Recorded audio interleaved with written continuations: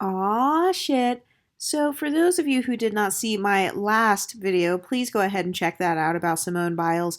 I thought that it was already cringy enough, but upon further research, I found an article where Simone Biles says, "Don't invite us. $16 million worth Simone Biles hints at going broke after her grand wedding with Johnathan Owens."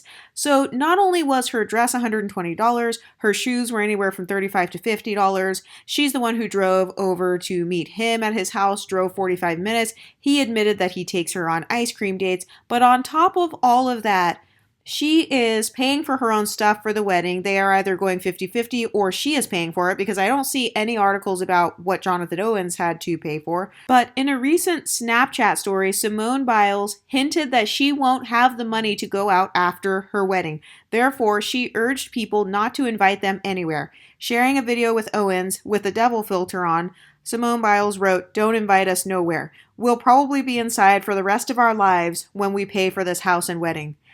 Imagine being with a guy where not only does he say he's the prize, not only did you get your wedding bands off of Amazon, not only are you going 50-50 on things like the wedding and a house, but now, after winning multiple gold medals and having multiple career successes, now you are risking potentially going broke because that's how much money you had to shell up for your wedding and paying for your house. So apparently they are having a house built, and I'm assuming that Simone is paying for most of that because she clearly has more money than this guy because she's more successful than him.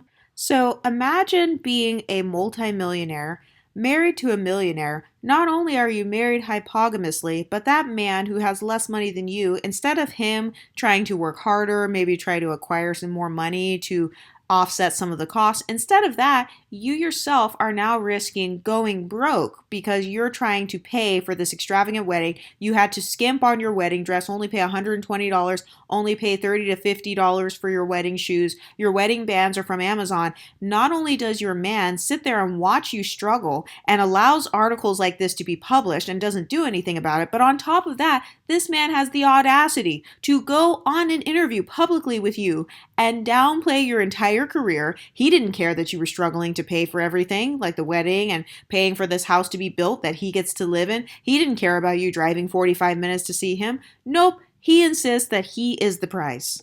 So I just looked online, and apparently Johnathan Owens got Simone Biles a 300K wedding ring, like another one, worth $300,000. But when I looked up Johnathan Owens' pay periods and like his net worth and stuff like that, it says that he has an average annual salary of only $574,000. So let's say somebody spends 60% of their yearly salary on an item. He is most likely making payments on that ring and is most likely kind of like in debt or has to pay off that ring. So that means that when they get married and they are married. So since they're married and their finances are joint or they have some sort of joint finances, Simone Biles is actually going to be contributing to paying off her own wedding ring, because I am guessing that that ring most likely wasn't paid off at the time of engagement. I could be wrong, but usually people who only make 500K a year or somewhere around that on average, usually they put some sort of down payment on an engagement ring. This happens all the time when people get married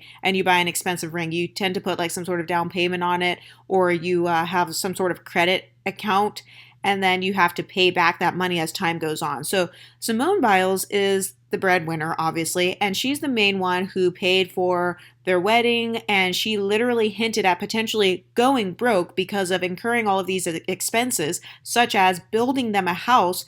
That, and then think about if that wedding ring is also not even paid off. So Johnathan Owens literally couldn't afford, most likely, to pay for all of the bills and be able to pay off that wedding ring. So that means Simone Biles is left footing the bill. Okay, so I was just able to look up information on their house, and actually they got married and did not have a house. So imagine marrying a guy, you drove 45 minutes to see him, he takes you on ice cream dates, although he is a millionaire. Most likely that expensive ring you have is not paid off. You paid for your own wedding dress, you paid for your own shoes to wear at the wedding. You are paying, I'm assuming, at least 50-50 on this house. So she is paying to have a house built for them. And if you look on her Instagram, there's literally a picture of her in an unfinished home. So not only is she building a man as far as status, not only is she building a man as far as celebrity, but she is literally footing a bill to build this guy a house.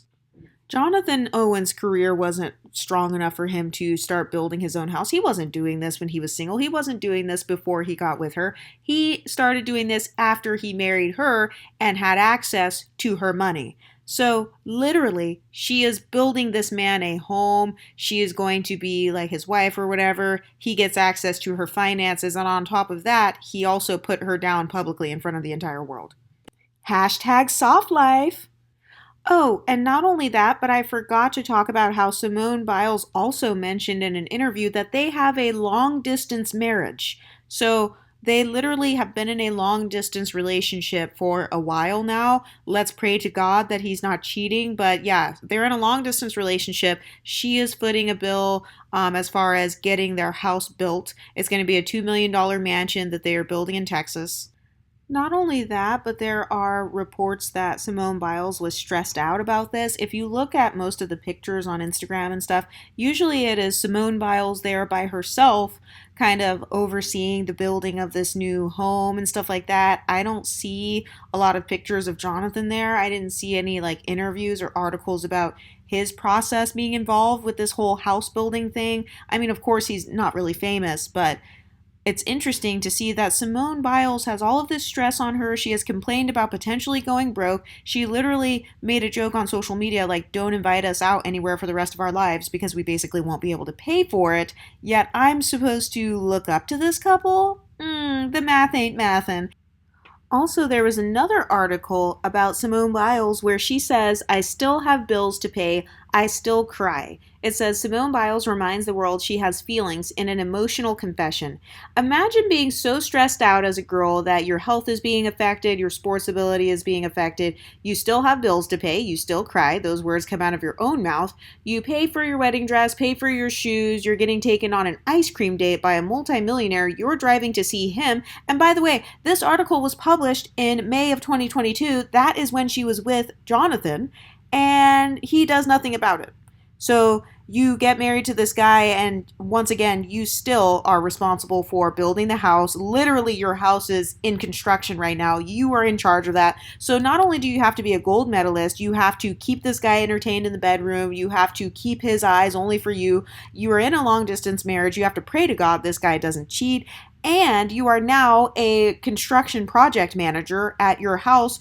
And you are also responsible for all of the finances. Hashtag soft life. Do you guys think this marriage will last? What do you ladies think? Let me know in the comments section and I'll talk to you next time. Stay pretty, ladies.